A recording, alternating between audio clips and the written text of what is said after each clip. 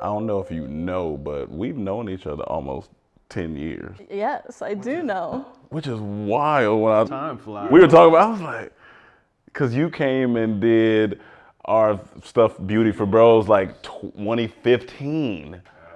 And it's 2024. I was like, that's actually wild. But also, so we've known you for that long, but your middle name is Ayres, and it means heir to a great fortune.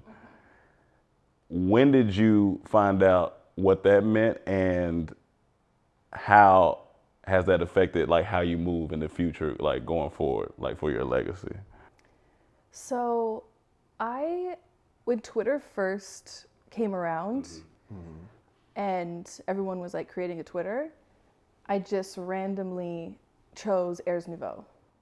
Just random. Random. Like it didn't have a specific meaning. It's just, I grew up in Canada, in Toronto. So you grow up with seeing French, learning French, knowing French. So Nouveau was just something that I saw around a lot, you know. And so Ayres Nouveau was just kind of like new heirs. And that's just kind of stuck. I never really thought about the meaning behind it at that time whenever Twitter came out. And Which I think Twitter was like 2008, 9? yes, something like that. I don't know. Like, so it came out random in terms of me just like kind of creating this name.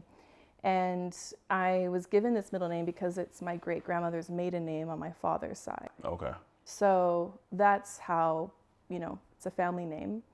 But my dad reversed the R and the E. So my great grandmother was Ayres. Okay. When, you know, as parents like to do, he switched the R and the E. So that was part of me writing like new heirs. It's just, you know, it's the same thing, but it's just an evolution of it. So then when when Instagram came out, I can't remember what my first Instagram name was Dalukanyo. And it's Dalukanyo. And I think Sound like a Ninja Turtle. it was Dalukanyo. And the reason being was I had just taken this long, I moved to South Africa for a few months, and that trip changed my life. And there was this preschool that I went to in this township called Langa, and the name of the preschool was Dalukanyo, and it means to bring light in Xhosa. And so that's just kind of like when I made Instagram, I just did Dalukanyo. And then when I started teaching yoga, that's also what I started to go by. And then I went through a bunch of different iterations. Then I brought it back to my old MySpace, which was Killatal. How you go from bringing light to killing light? It's because one of our mutual friends. Rappers just felt like they got to put kill, or like that, the hip hop is like killer. It's because one of my friends had like found my old MySpace from like my emo days, and it was Killatal. And they were like, that's crazy. Like, you need to like bring that back. And for some reason I listened. And then after a while I was like, no. So then I just changed it to Ayres Nouveau. You know, I was like, let me just go back to like my original social media presence. And so it was just kind of something that stuck. And then once I started teaching in 2013 and just trying to decide in terms of a business, what that name is going to be, I landed on Ayres Nouveau. And to me, that represents that we're all heirs to the fortune within. And so that's how, when I started researching kind of business names, what I wanted to go by, I was like, well, let me actually look up what my name means. I don't know what it means. And it has a few different meanings, but heir to a great fortune is the main one, is the root of the word. So that just, to me, it made sense. And then adding nouveau at the end, again, made me feel like this is not a materialistic fortune by any means. It's the wealth within, you know, the wealth of wisdom, the wealth of enlightenment, of awakening, of the qualities of the heart, like self-compassion, grace, all those things. So that's what I don't know, it just clicked. It was like, all right, my subconscious kind of chose this name for me. And then when I looked it up, I was like, this this makes all the sense. So that's how I kind of landed there. So I had a question just for you. Yeah. I feel like you'd be perfect for it because you grew up on both sides. So your dad was more like Baptist, religious, Christian, and your mom was more on the spiritual side. And I feel like that generation and our generation are seeing things a little differently when it comes to religion and spirituality. Why do you think our generation is leaning more towards being spiritual these days than religious? I mean, I think people are looking for inclusivity, and I think people are looking to be accepted, and people are looking for room to ask questions. Yeah. And so I don't think everyone's going away totally from religion, because I've been to a lot of different churches and temples that are inclusive and do embody that, where people do feel safe and seen and like they can ask questions, and it's not just do as I say and that's it. You gonna go to hell. I'm sorry. Yeah. And people are looking to really go deeper into their faith, and sometimes they're not necessarily getting that in, you know, the way that most traditional religious institutions are set up, you know? And so I think that's the main reason why people are kind of leaning towards these other practices, is because they want to be able to ask those deeper questions of the universe. And I think there's a lot of times where maybe some of those people that they're asking in certain institutions, maybe it's almost like a rhetoric sometimes that has been studied or just been taught, but not necessarily deeper inquiry, because there's so many times where I've known people who've, you know, gone to church for years and years and years, but haven't actually read any part of the Bible, you know? And then they start to read the Bible, for example, and then all of a sudden they have all these questions. And then they want to start going deeper into those questions, and then it becomes like taboo. But it's like, wait, this is the book that we're worshiping and that we're studying. We should be able to like actually ask real questions in a safe space. So I think that's what kind of makes people start to expand kind of their vision and being more open to other avenues.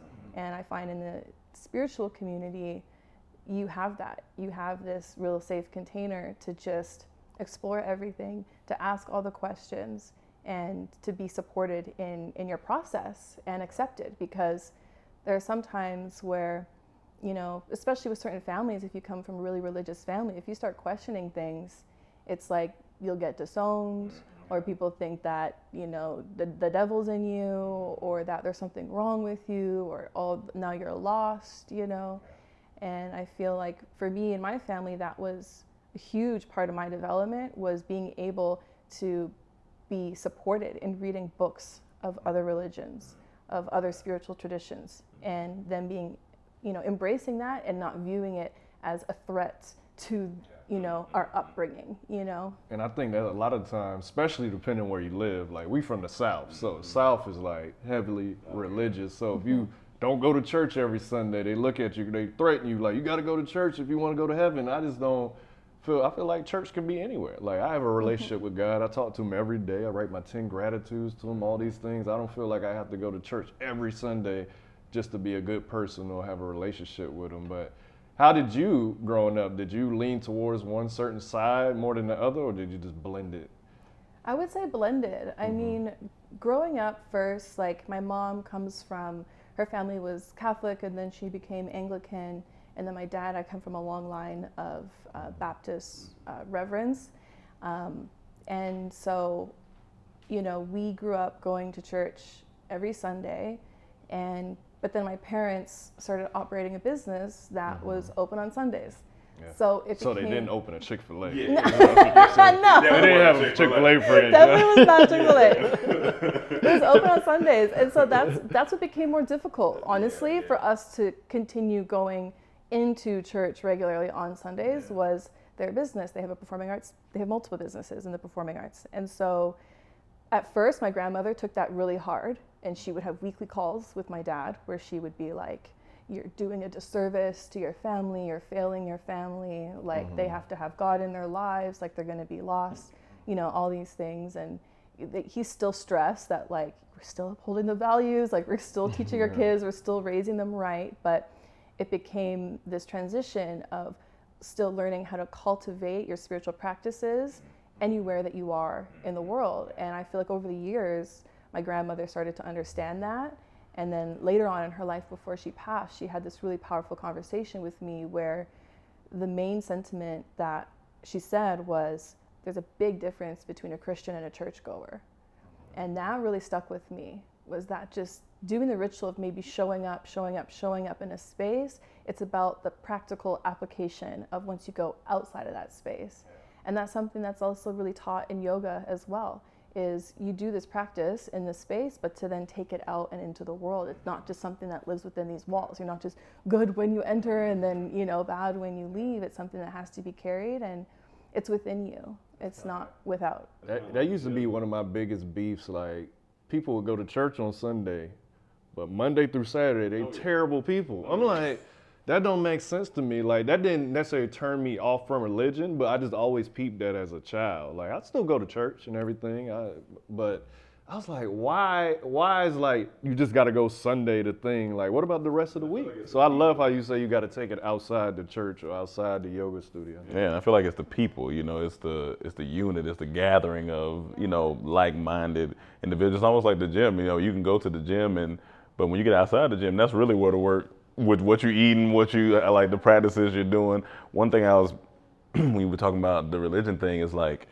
what's interesting is like, as you get older, you start to realize you're like, oh, if I just read this for what it was, I would probably have just a better understanding instead of listening to everybody else. Like when it says, seek and you will find, knock and he will answer. It's like, oh, well, why they get mad at me if I'm asking? I'm trying to seek. I'm trying to find the thing. So it's so interesting that when you're young, you get, it's just like, hush, you don't need to, you don't need to ask those things. But then you get older and you really start opening up. You're like, oh, yeah, and traveling, which is a big aspect.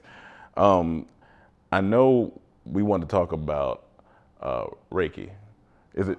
Yeah. So just those Japanese concepts just be fire, man. All of them are fire. Every one of those fire. This was 3 or 4 years ago. My friend, she calls me and she's like, "You ever had a Reiki like done on you?" I was like, "I don't know what you're talking about." She's like, it's she was trying to explain it, but I was like, nah. But I was like, sure, let's try, because I had just started getting into more and more spiritual practices and stuff like that. So I was like, let me check it out. So we go to Long Beach, and she was like, all right, I want you to lay out on the beach and, close your eyes and, I'm gonna do my thing. By the end of it, I was crying. And I was like, what happened? What you do? She was like, I'm gonna let you explain it for the people, but she was just basically telling me, it was a full scan of my body, how I'm feeling, my aura, everything, and just and I was just like, why do I feel this way? She was like, the good thing is, around your heart, please. She was like, it felt like Disneyland. You're very happy right now. I was like, well, I'm crying because there's a lot going on. It just felt powerful. I don't know, it was an ocean, but I would love for you to just talk about, Reiki and everything, the whole practice of it for people that don't know. So Reiki is a Japanese energy healing modality. It essentially translates to universal life force energy. So someone that's a Reiki practitioner, Reiki healer, is tapping into this universal life force energy that exists in the air that we breathe.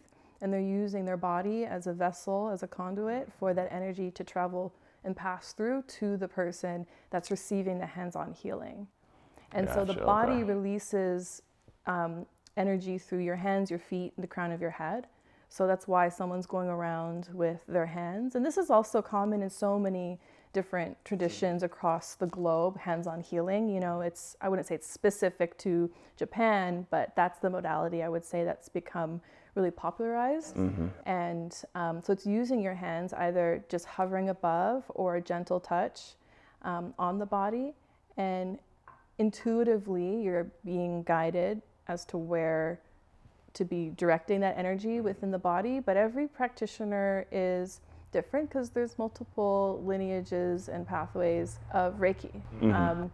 And so for me, with my approach, when I'm doing Reiki on somebody, I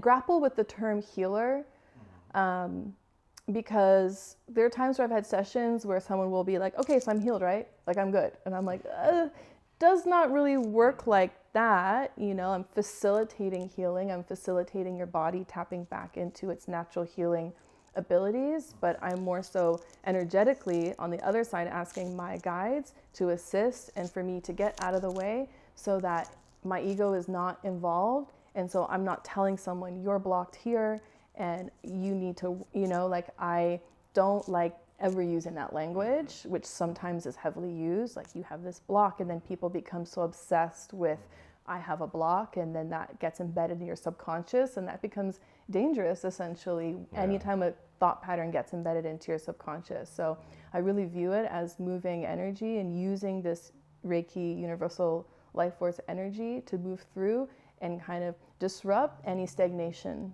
in the body. So I view it more in terms of there might be stagnation in certain areas, and so we're using this flow of energy of healing light to flow into that area to help that stagnation dissipate so you can return back to your natural balance. And when we're in that natural state of balance, of homeostasis, that's when our bodies can function optimally. Can anybody be a practitioner? Like, okay, because I didn't know, somebody might be like, well, this sounds like something I want to do.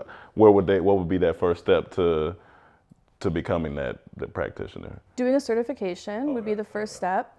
And I mean, so here's the thing, everyone can do all of these things, right? Gotcha. Everyone can become a yoga teacher. Everyone can become a massage therapist. Everyone can become a Reiki healer.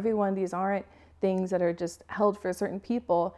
At the same token, there are some people who might be more gifted than others, like how everyone can play basketball, but there's going to be certain ones that are making it into the NBA, So everyone has these abilities, but I wouldn't necessarily say that everyone is going to be at the same level, It's kind of, there's an element of there being some type of gift or talent involved in it, but everyone can learn, and you start by doing it on yourself, and then you can start helping other people as well.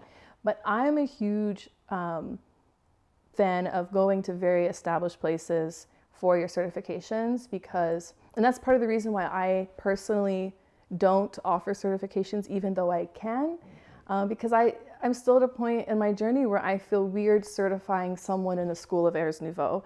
To me, that doesn't really feel, it's not that legit. There's no accreditation behind it.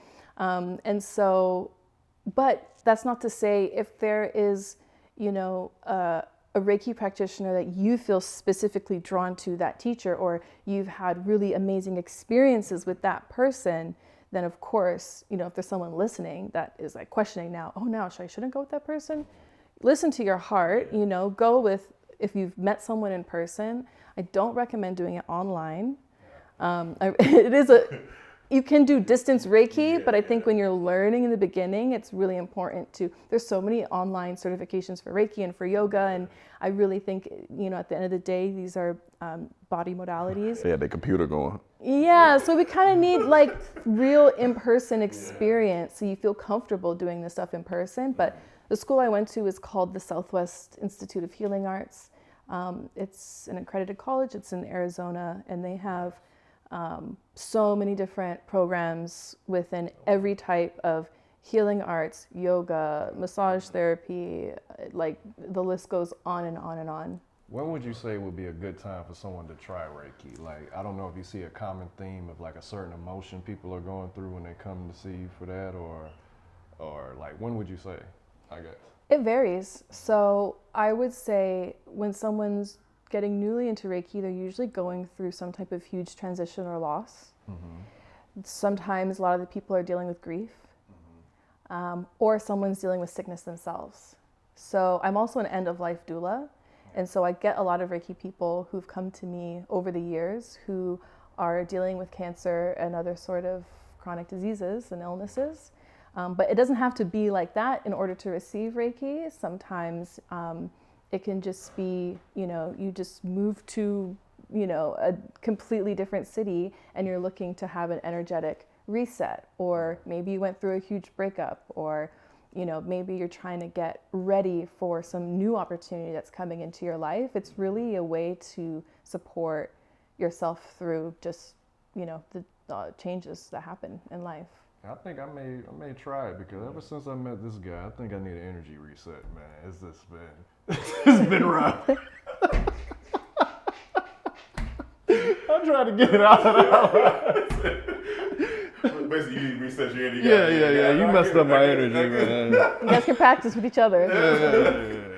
I know a lot of people consider like this stuff that we talk about as like very woo-woo, very out, like it's just like, oh my God, you always hear people say they're doing too much, it's not grounded and stuff like that. So I believe that we need to make it cool, and I was like, how do we begin to like make this space where people realize this is something that we all need. This wellness, this frequency, this energy is something that we all need. How can we begin to like make it cool for people and they not think it's woo woo?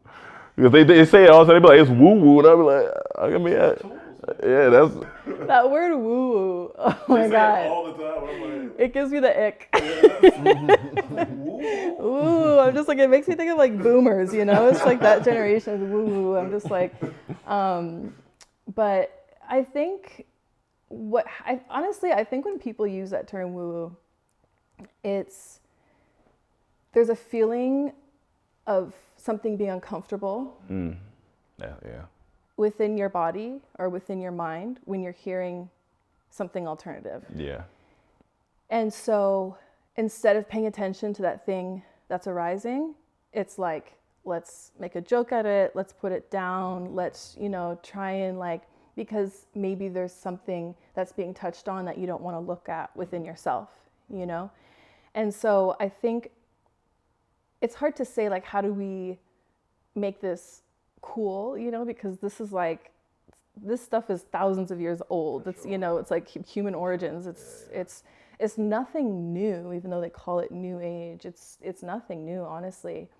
And I think at the end of the day, what brings people to alternative healing practices authentically and honestly is going through something so intense in their life that's making them being brought to their knees and having to ask for help. And sometimes, traditionally, historically, people have been kind of driven to religion. That's kind of what makes people find a deeper connection to source or God or higher power. But if that's not something that you feel connected to, or if that's something that you've had bad experiences with, then you're kind of brought to look somewhere else. And so I think that's when people start, as you start getting older, just as an adult, and have real life experiences that, that put you through the ringer, you start thinking, okay, like during the pandemic, people really started to pay attention to their mental health. All of a sudden, the mental health conversation was first and foremost. Yeah. Everyone's talking about mental health. Everyone's talking about meditation, yoga, breath work, all these different practices. And it's because as a collective, people were suffering and they really needed tangible tools that they can practically do every single day, no matter where they are, to help them through. So I think at some point in your life, it's going to get you. No one gets to coast through life, not going through anything, not going through hardships. Life is not easy. Suffering is essentially the foundation for our spiritual evolution. And we have to be going through something profound within ourselves to go and look deeper within. If we weren't going through anything deep, then we would just be living life on the surface, and many people do. Yeah. I heard this was on, I was either watching YouTube or something like that, but they were talking about how everything is, everything is always moving. Everything's moving, right? And they were like, in the beginning, God spoke, and words are, they vibration. They're always vibrating. So I kind of wanted you to like talk a little bit about just the universal law of vibration and what that is and what that means to you and your practices and what you do. Absolutely. I mean, I think those lines in the Bible that you're I didn't know it was going to be a whole Christian talk. This is amazing. We get into it. Making me dust off my Reverend Randolph. But yeah, so those lines that you're bringing up are universal, and everything is vibration when it comes to just physics and science. So it's not just woo-woo spiritual talk. It's also based and rooted in scientific laws of physics. Everything is vibration, and everything vibrates at different frequencies. And we can see and interact with the things that are vibrating at a similar frequency. That's why we can see each other. Yeah. That's why we can perceive, hear same things, touch, feel things. All of these particles are vibrating at a frequency for us to be able to perceive through our senses. And that's a big part of the reason why I love also doing sound healing, is because we're working with vibration and sound, and that interacts with the body. Sound moves fastest through water. Our bodies are mostly water. And so we use vibration and sound as a way to come back to balance. So I think it's the root of everything, you know, it's really the root of life. I love what you say about water. I recently read about, there was like, when you're drinking water, they're like, water holds vibration and intentions. They're like, speak your intentions into your water before you drink it. Or if you buy an ocean, speak your intentions. Like, when I'm at the beach, it's like my happy place. I always feel like I can go there to heal, or if I'm just there, I leave more energetic. So is there something about water that just like spiritually grounds us and helps heals us? Because even like in the Bible, when they said, didn't the spirit hover over water before? It's just like, water such a powerful thing. How does that play into the vibrations? So many. I mean, water is the source of and root of life on Earth, you know, so the reason why there's living organisms is because of obviously the perfect combination of all the elements, but it's really the introduction of water that makes life possible. If there's no water, then there's no life. That's why water is so important. And when we think of big bodies of water, when we think of ocean waves, when we think of waterfalls, there are negative ions that are being produced and released when there's these big bodies of water that are being moved. Like if you're at a waterfall or if you're at an ocean, you're watching the waves, and those negative ions create a feeling of positivity around you. It helps to balance the energy. And so, yeah, just on a vibrational level, water is extremely powerful. And there was, you know, a study done a long time ago. I'm not remembering his name. We could look it up quickly on Google. And I believe he may have been Japanese. But there's this man that did a whole series on the molecules of water, and exactly like you're saying, looking at a glass of water like this, or even putting a sticker on it and writing a word like peace, you know? And so just looking at the water, thinking peace, feeling peace as you're looking at the water, it literally changes the molecules and the structure, the makeup of the crystal, you know, the crystal makeup of the water, and into a more harmonious pattern. So if you put that water droplet underneath a microscope, the patterns shift and change.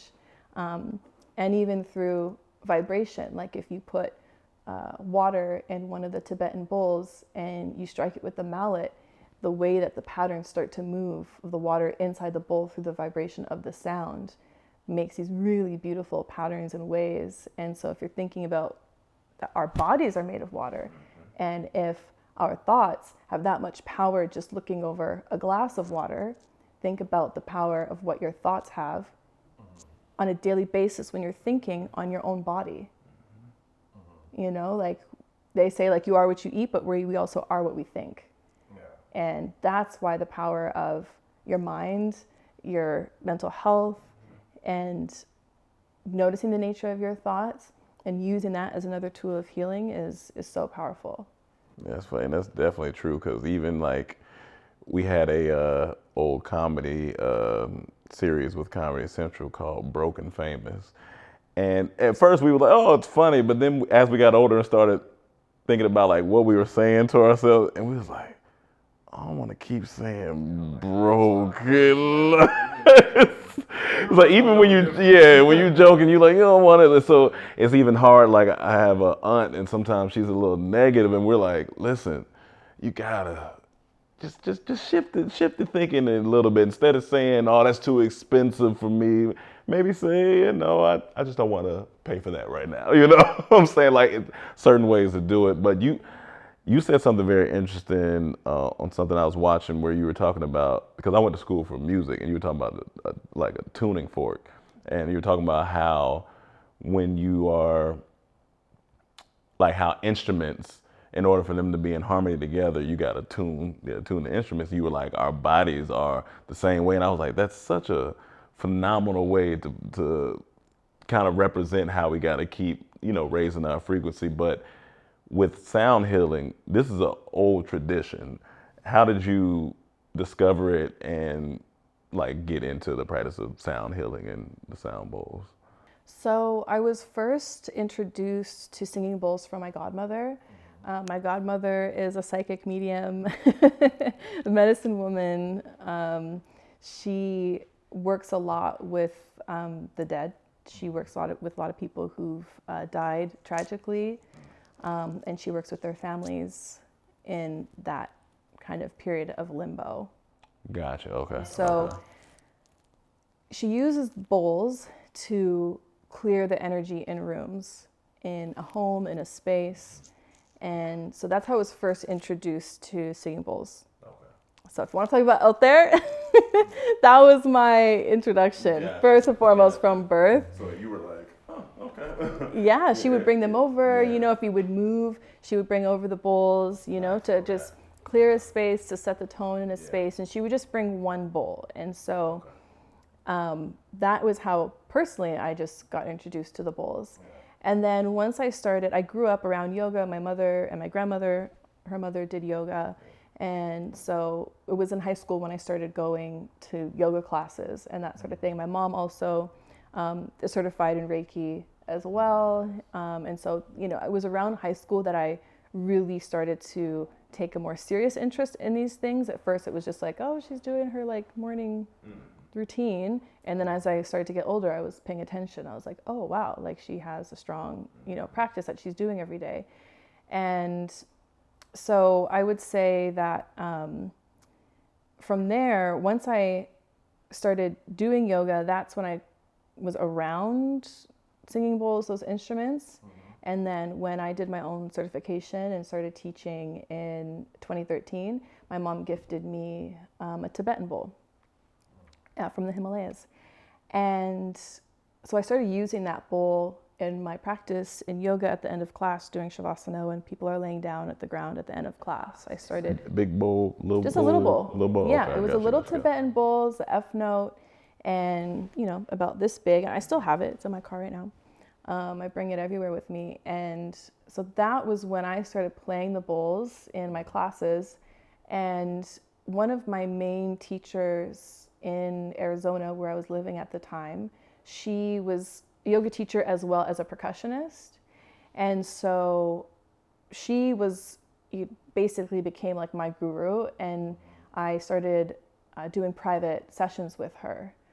This was before there was any like sound. Now we're starting to see like sound healing certifications and that sort of thing, but it didn't really, even the word sound bath, I don't know exactly what year it was coined, but it wasn't even a thing. It would just be like yoga with crystal bowls or like yoga with gong, like that was like the names of these events and classes. And so I started studying one-on-one with her, learning drumming. So I used to play djembe, and then I played the gong, I played the crystal bowls, the Tibetan bowls, different ocean drums, and I started accompanying her classes.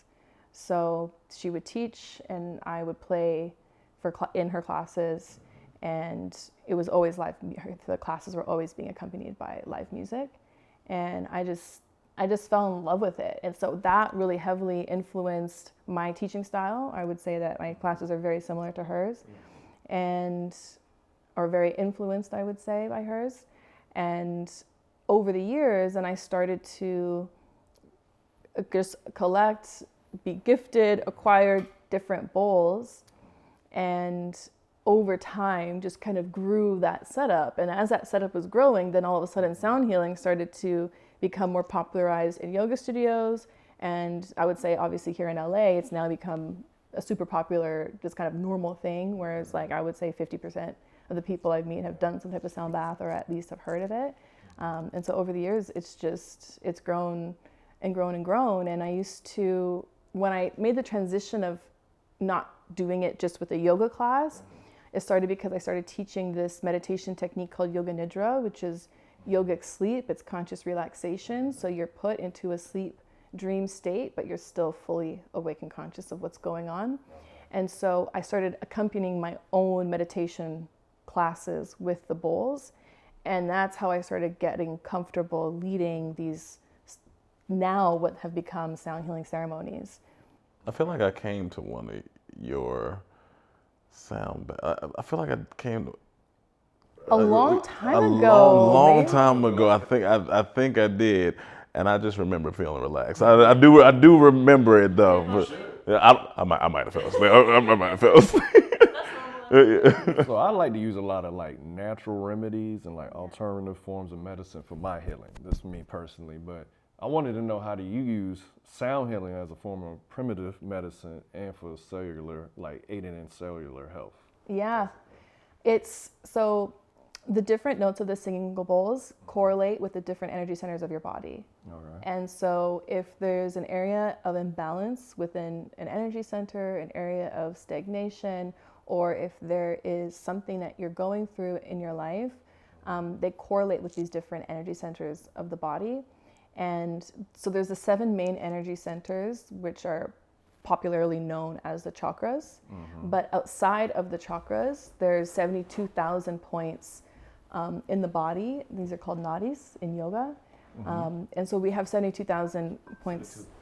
72,000. Yeah.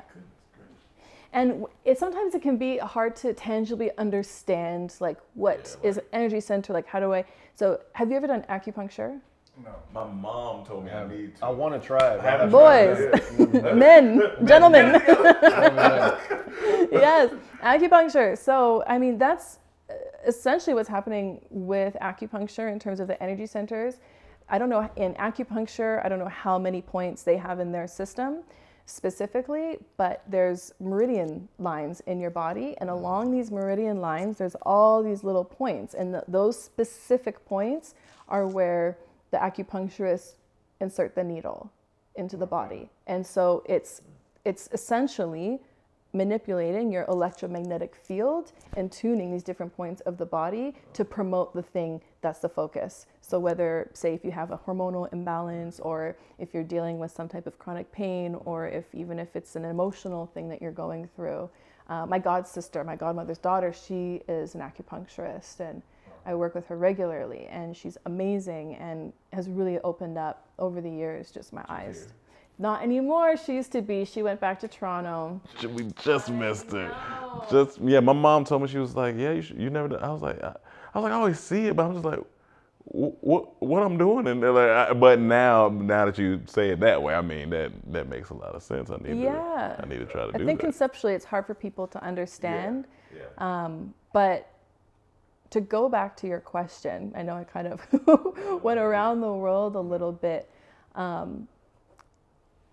Because these bowls directly correlate with these different energy centers, you can play a certain note. So for any of my sound healers out there who, really know their stuff, or if someone already has a bowl at home, it's good to know that the notes on the crystal singing bowl and the notes of the Tibetan singing bowls, they're different.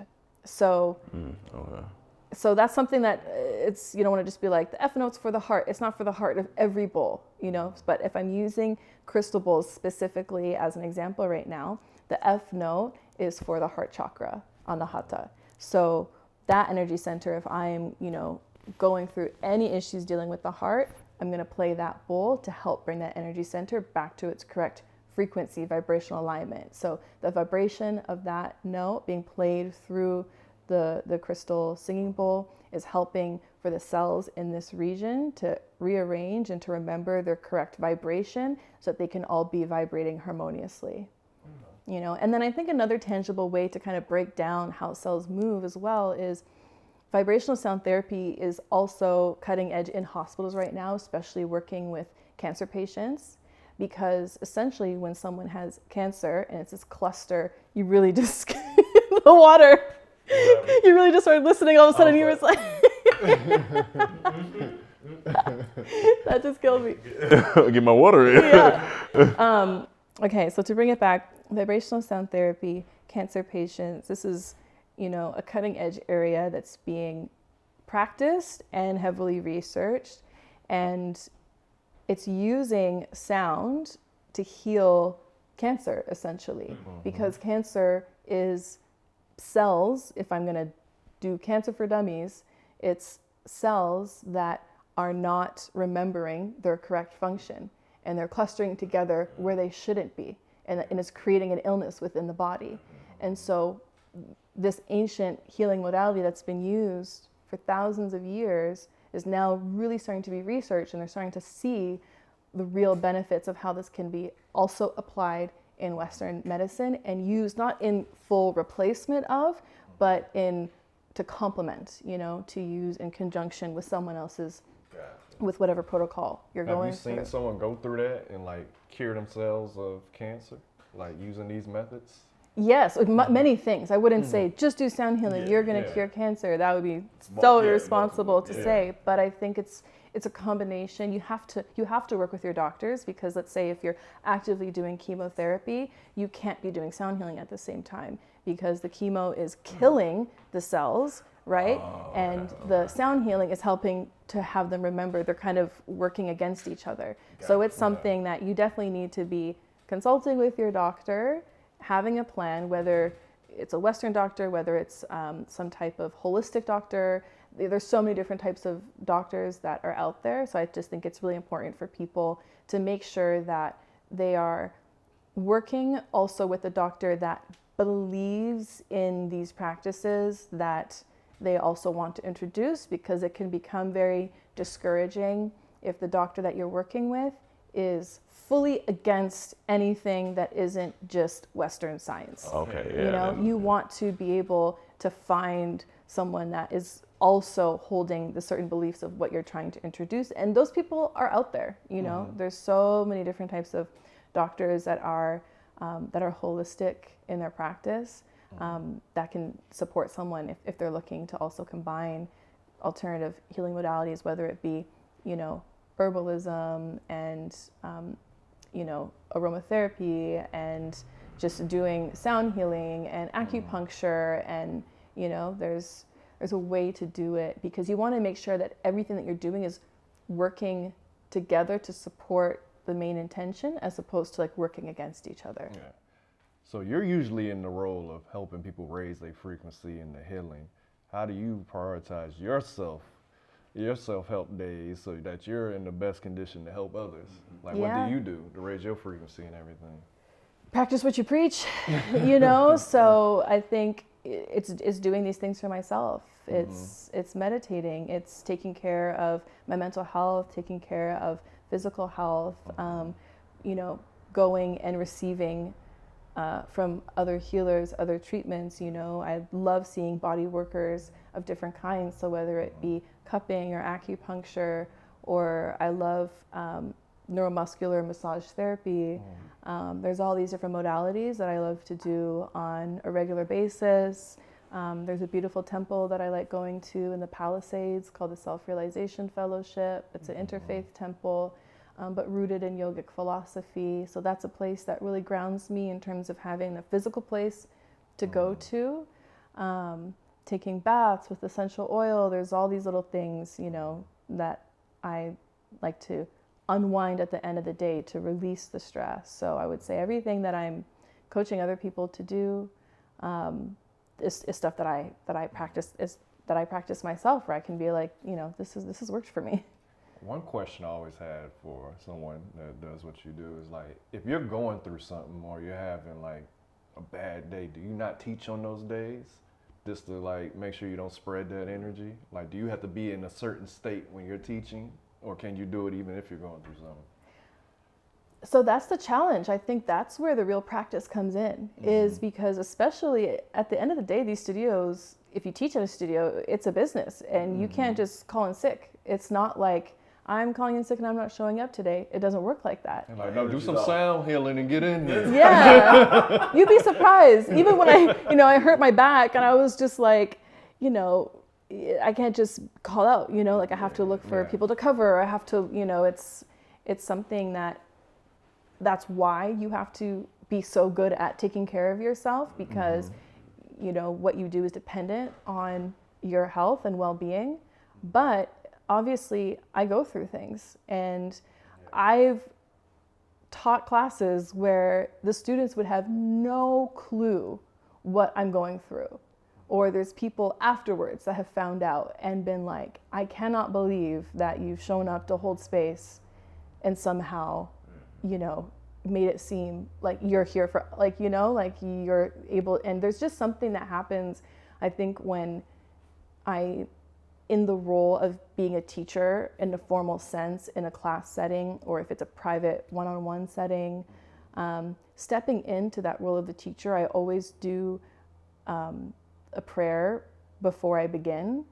And it's to allow my guides, master teachers, past loved ones, ancestors, beings in alignment with light and love to work through me. And that's who I kind of say is the one that is responsible for doing whatever's happening in that room. I feel like it's a really out-of-body experience for me. So I don't even view it as like it's me saying these words and I'm the one coming up with this wisdom. It's not that at all. It's like I'm kind of just tapping into, you know, universal energy. You're the vessel, basically. Tapping into, you know, the universal mind and having it pass through. And I just feel like when I feel connected and tapped into that, it almost feels like I'm sitting at the base of a waterfall, you know, where it's like this energy is passing through. And those are some of the most powerful moments that have really helped me through some really dark days, is having to still show up and be in service for other people when the, you know, the real me is like crumbling on the inside or going through something, you know, really heavy. It's being able to put that to the side and then just still show up and be there. I think that's why routine is important. Just because those days that you kind of wake up or you're feeling kind of off, you go to your practices, you know, and you know, it happens. He was just talking about the other day at the gym. He was like, it's one of them days you feel like getting up and getting to it, but, you know, he went through his meditation, went through his, you know, journaling, all that stuff. And he's like, okay, it helps me get to a place where I'm, you know, ready to attack the day. But you also said that the pursuit of enlightenment is everyone's birthright.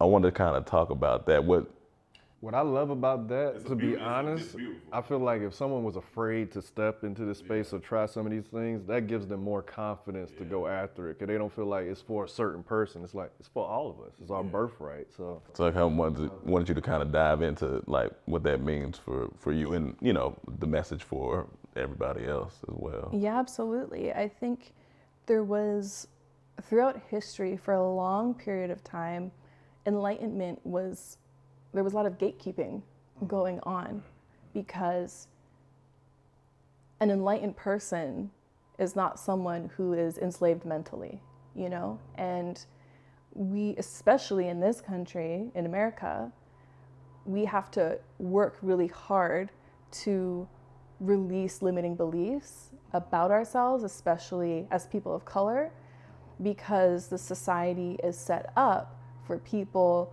to not really aspire for much, right? Like the way that we're educated in many schools is to make everyone kind of fall in line and go down a certain path. And the way that they've set up our, you know, capitalistic society is so that we can all be like workhorses. Yeah. And so there's been I feel is a big part of the reason why there's been like this gatekeeping, with enlightenment just being for more of an elite class, being for people who are wealthy, who just have all this free time.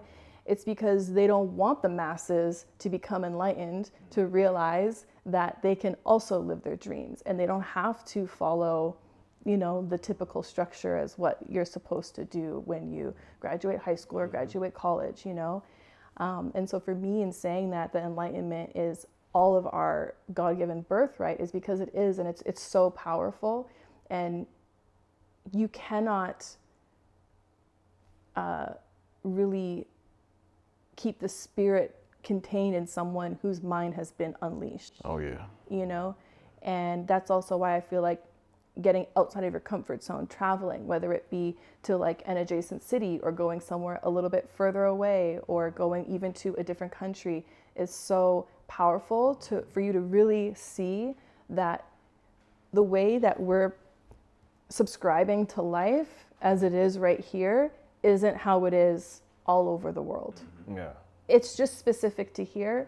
And the reason why it exists is because we've all decided that this is what we're gonna do. You know? Rat race. Yeah. This is we're gonna, you know, and Wake up, go work this. yeah. But when you go to other countries, it be so laid back. That's why I'm Bahamian. I love going to the islands because it's such a laid back. Like all my shirts are open.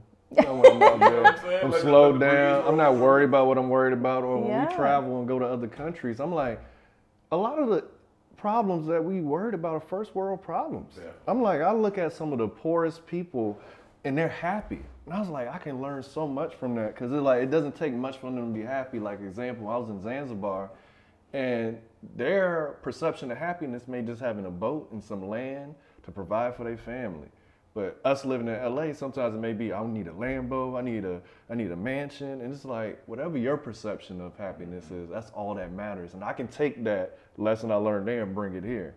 So, And it just had a different care. Like even when we were in Bali, that's the whole reason we kind of came up with this company of high frequency. We felt it. Like we were just like something just pulling us towards this journey of just wellness but you know, adding our flair to it and making community, because community was huge in Bali. And the way they talked about, like we were traveling to one of the museums or something, and our guide, we were passing a wedding and he was like, oh, if we had time we could stop by. We were like, we could stop by. They were like, yeah, they invite the community. It was like, we could stop by. Oh, that could never happen in America.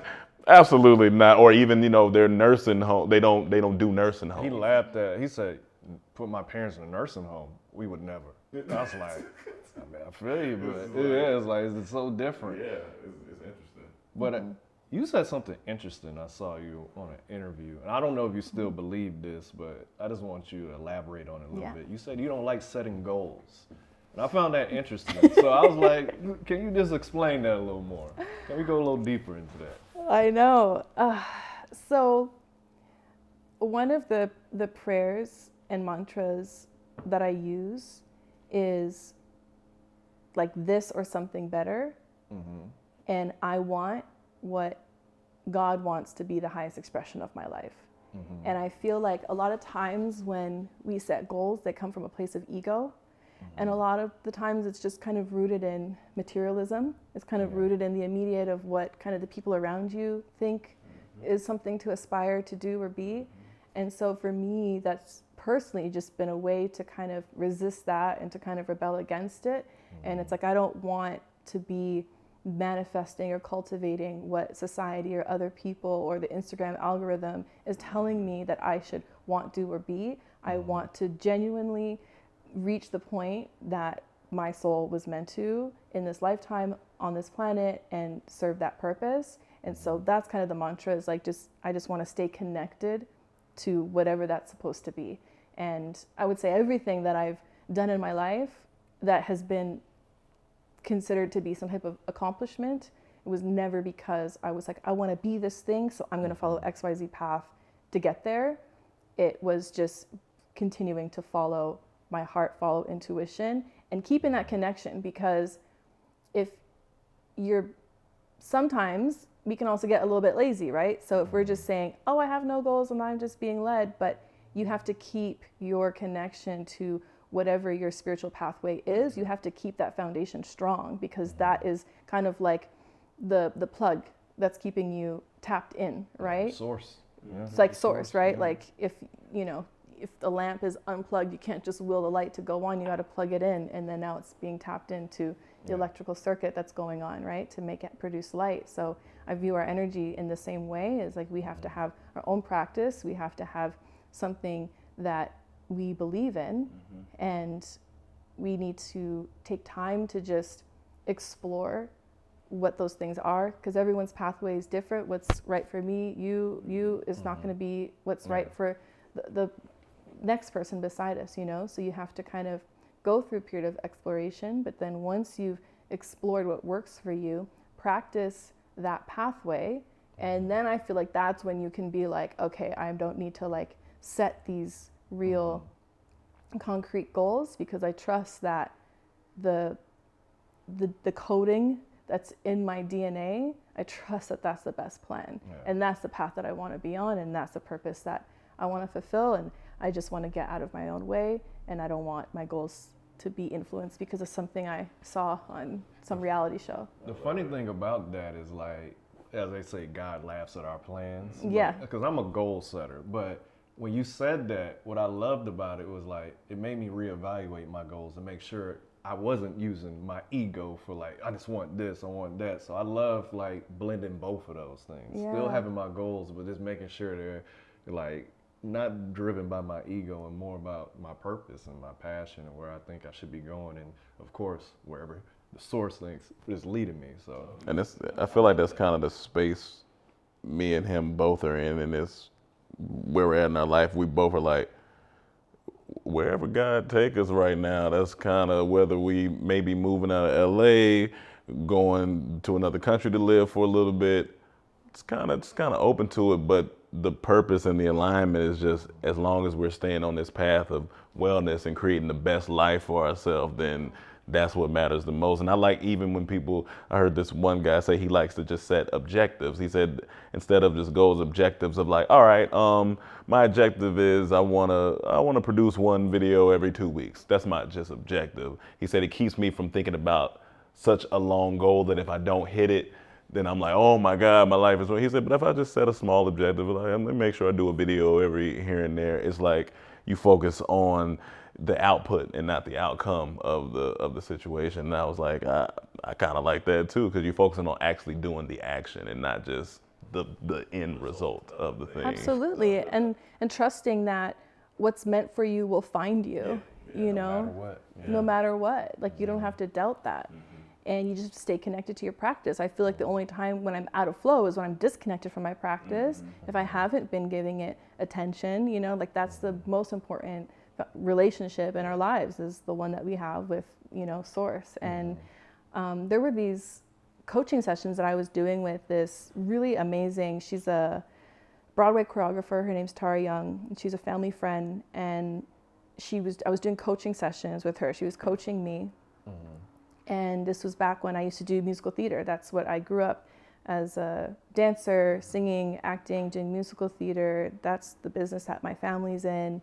And I was feeling really lost once I, you know, graduated college, and I was just like, I don't think that this is, you know, what I really want to be doing. I was really confused just on how to cultivate happiness. And so one of my coaching sessions with her, because she was someone that I really, really looked up to, and someone who's led an amazing life, continues to, she was the first one that helped shift my perspective with the goal setting.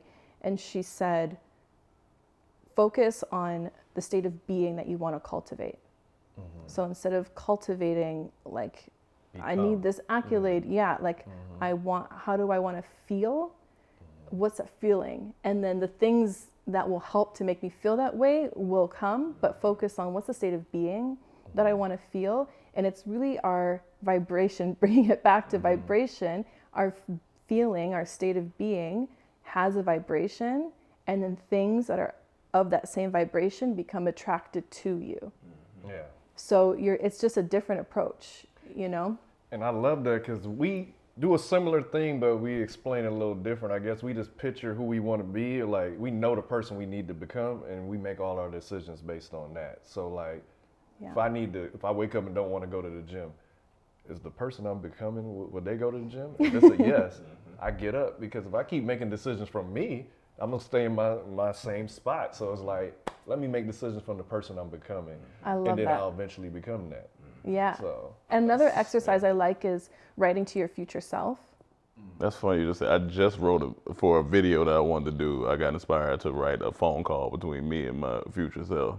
I just did that like 2 nights ago, which is hilarious. But yeah, huh? Am I in there? No.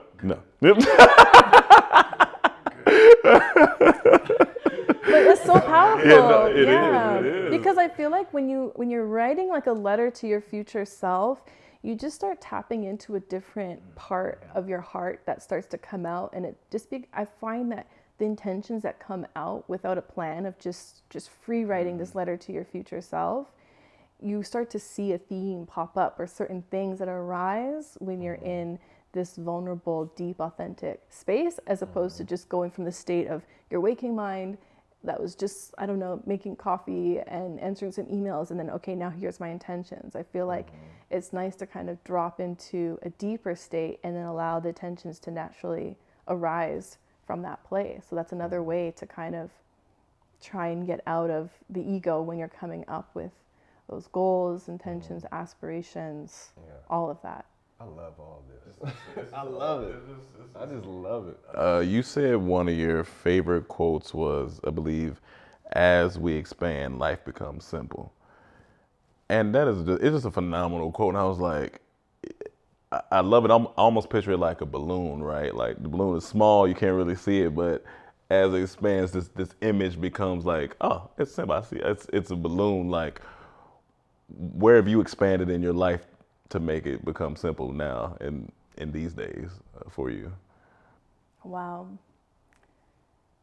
I think, so that quote comes from this Zen Buddhist teacher named Adyashanti. And I love her songs, Ashanti. Oh, we're not talking about that Ashanti? Oh, okay, my bad. Adyashanti. My bad, Sean. I got flashbacks to Murder Inc., you know, it was a good era. Kill a child. So that as you expand, life becomes simple. I had that kind of similar feeling when I first read that. He has this amazing book called The End of Your World. And it's a book that talks about, it talks about ego dissolution and the process that happens once you kind of have an awakening moment, because we go through different awakenings that help guide us to enlightenment. It's not just enlightenment, it's not just one final destination. We have all these little baby moments and then bigger moments of awakening that kind of expand and get bigger, like this balloon that you're talking about. And so this book really goes into then almost this dark night of the soul process where everything around you stops looking familiar. Maybe you're having a hard time connecting with people that used to be super close to you, and now mentally you're just feeling so far away from them. So for anyone who's going through that, I really recommend that book. It's phenomenal. And so his quote, "As we expand, life becomes simple," I think it helps to put everything into perspective. That's what it really makes me remember, is that it's like the more I learn, the less I know. And it's to always remember to be a student first and to realize that, like you're saying, when you're traveling in the islands and you're realizing, or when you're in Zanzibar and seeing this man just needed his boat, he was just with his family and he's on his little piece of land. It's very simple. And that was the source of so much happiness. And I think that's what, as we expand our consciousness, as we expand our mind, we really start to realize how little we actually need to be happy, because happiness is not a condition of something on the exterior. Happiness is not a condition of something material, you know? It's like you go shopping and you get that bag and then the next week you're still unhappy, you know? It's something from the heart, and that is something that money can't buy, you know? So as you expand, as you spend time developing your awareness, developing your emotions, developing your mental state of being and your mental health, your thoughts, everything, as you expand with your consciousness and your awareness, life really starts to simplify, and you realize what is the essential need of this moment. And you start to realize that happiness are these states of being that become naturally produced within yourself, not because of something else that's outside of you. And so I feel like that statement is a way to kind of reel the mind back in to the present moment, to realize that the causes and conditions for happiness, for healing, for compassion, they exist right here in the now, in this moment, and they don't exist because of someplace outside of this moment.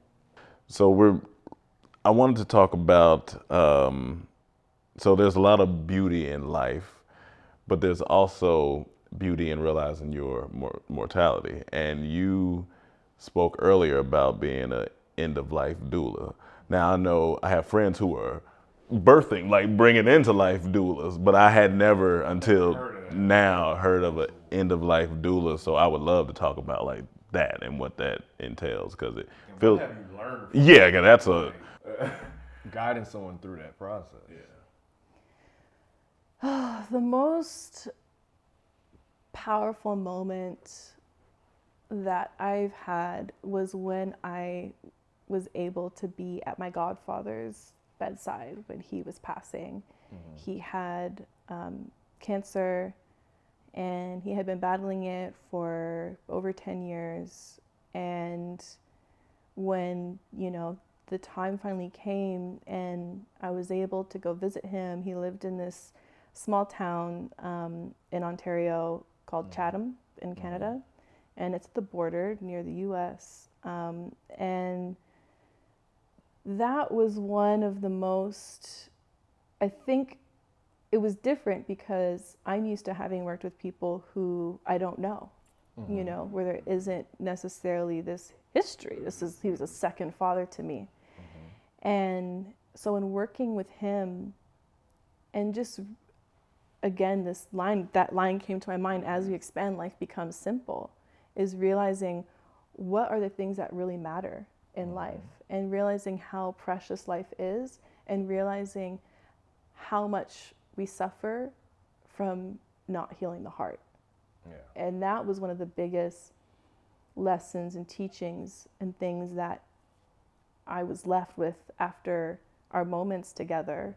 Were one of the final things that he said to me was, he said, I don't know who you're going to end up with in your life, but just make sure that person respects you above all else. And that's also something that my father has said to me so many times, like respect, I think, is not always taught, and it's not always something that people learn. And so that was one of the most profound moments where it just brought me back to the essentials. And it really made me realize I went through another process of kind of like filtering in people in my life. And it was like, does this person truly respect me? And is it reciprocal? And that was another way where I was able to kind of like cleanse the palate, And so that for me was a huge moment in my life. And for anyone that I've worked with who's at that stage in their life, it's about the relationships that you've had and that you've cultivated. It's about the love that you've cultivated. And it's also about any area that needs forgiveness, because you're confronted with everything, almost like a movie playing in front of your eyes of your whole life. And so people also come to deep atonement at that time as well. They want to make peace. And there's a sense of urgency to make peace before you pass.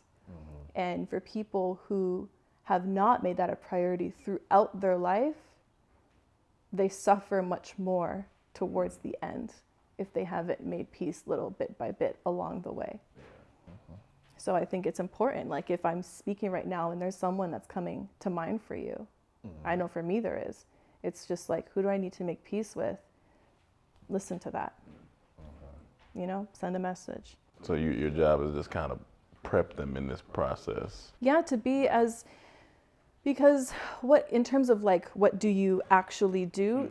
It varies. So there are end-of-life doulas who work in conjunction with nurses at hospitals and just help, patients to feel comfortable and advocate for them and what they need. That's not what I do. I help people more so with the alternative healing modalities that I do. I'm certified as an end-of-life doula, so I can do that. But what I do is I bring in reiki, and I bring in sound healing, and I bring in meditation, and I bring in breath work to help that person feel as comfortable as possible and to help ease pain. And so that was a big thing. For my godfather, he had so much pain. And so just helping him for even a few moments to not feel pain in his body, to help his spirit feel a little bit more at ease, a little bit more at peace. That is what it was about, was using these tools, these resources that I have to specifically cater to that person and how they can feel most at peace in that moment, because that's what's important when you're crossing over. And also, I've been in support of families. So someone may have just had a loved one pass. And typically, when I'm working with not the person that's dying, but if I'm working with a person who's experienced a loved one pass, it's usually through something sudden and tragic, and completely unexpected. And sometimes, you know, that person's been going to therapy or some type of counseling or some type of grief group, but there's still, we have to move energy in our body because our memories get stored in different areas of the body, in the cells, in our muscles. And so sometimes people are like, okay, I've been talking about this, but it's weighing on me. I can just feel that I'm still carrying this thing. And so then that's when I'm again using these modalities to help assist in just moving energy and helping to clear and dissipate what they might be holding on to. And if there's something in there that's unresolved, because maybe once they get a little bit deeper into the session, there might be something that's brought to the surface, whether it was something specific with that person that they weren't able to resolve or let go of, and that's why they're still holding on to it. Maybe they didn't realize they were, because there's been times where people are like, you know, oh, I feel that, you know, that's done, I've dealt with that. But then there's kind of like some type of nuance of seeing this thing or this person in a new light that's making them realize, I thought I dealt with that, but actually there's a deeper layer that's wanting to be dealt with. So it really kind of is specific to the person, and it's not like a service that I advertise like book me to be your, and you know, it's more like word of mouth, and that's how I go about that.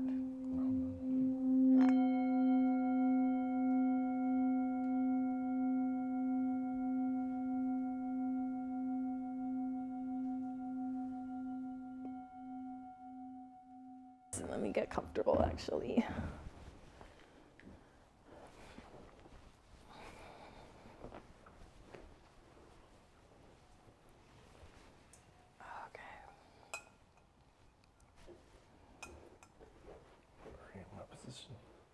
Okay, so just take a moment to get settled in the space that you're in.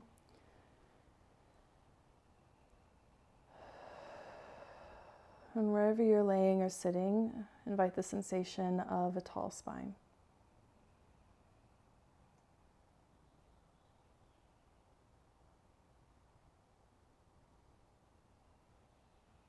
On your next exhale, let your shoulder blades gently drop down and soften so that your heart can lift, shoulders open.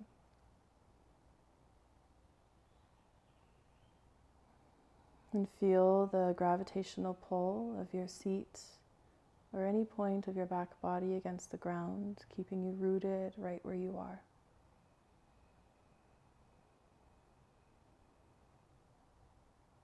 Feel a sense of lightness at the crown of your head, growing taller. And feel a subtle pull of the root rising down, crown lifting up. It's almost as if your breath is floating up and down along your spine.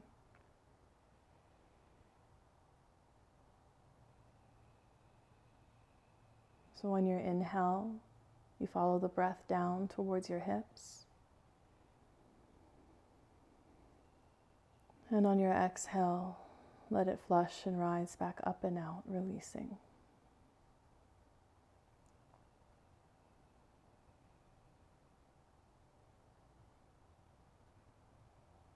Take a deep breath in through the nose.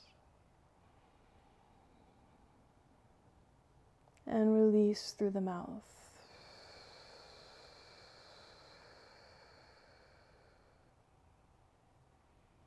Deep breath in through the nose. Empty through the mouth.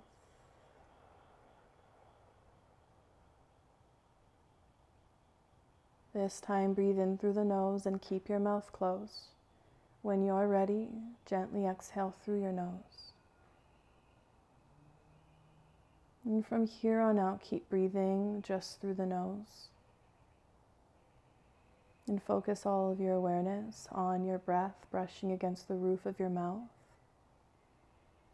And use that sensation to guide your body into a deeper state of relaxation, deeper state of presence.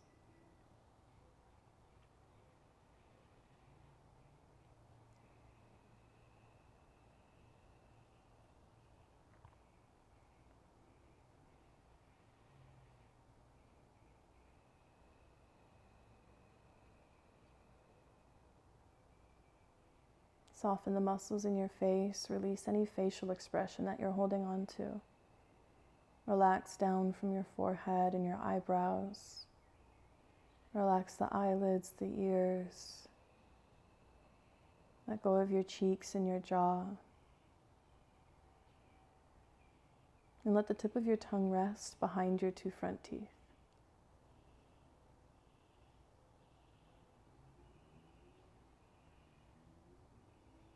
Use the sound as a singing of the singing bowl as an anchor. Anytime your mind begins to wander into past or future thinking, that's okay, it happens inevitably. But use the sound of the singing bowl to bring you back into the present, to release everything that's unrelated to now. And give yourself this opportunity to just be right where you are.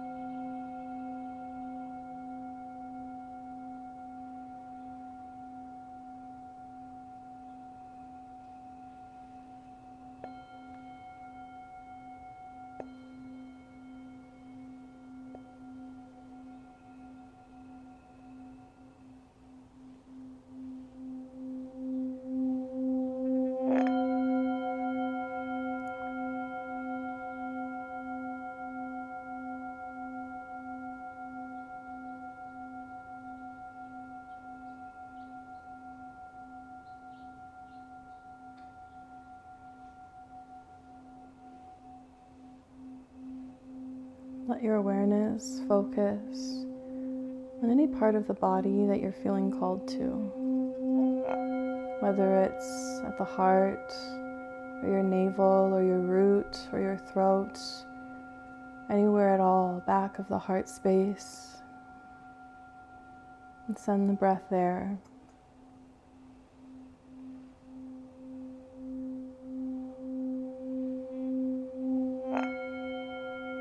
Invite a feeling of expansion, of opening, of creating space every time you breathe in to that spot.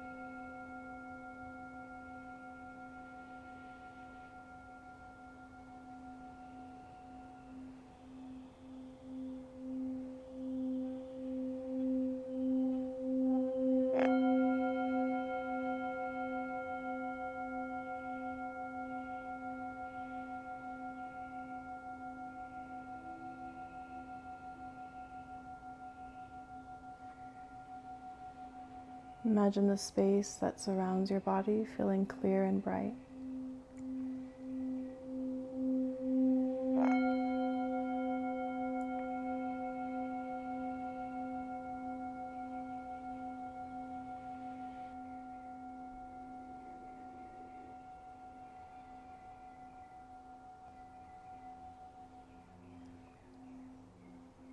And take just 5 more deep exhales where you are.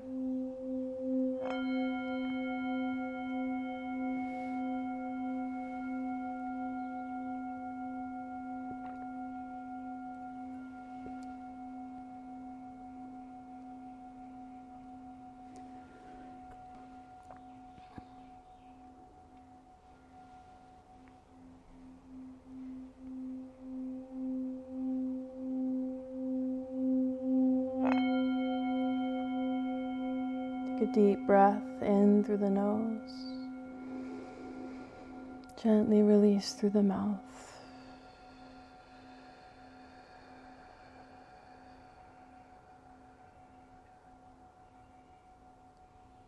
And thank your inner teacher for being one with you at this time.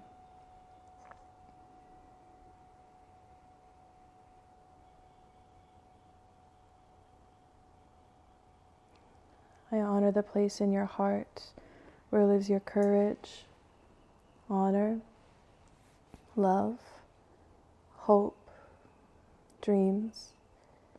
I honor the same place where if you're at that place in you, and I'm at that very same place in me, there is only one of us.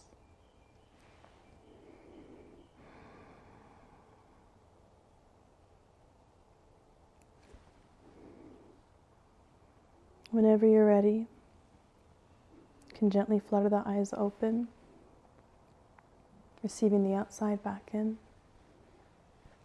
coming back to this place.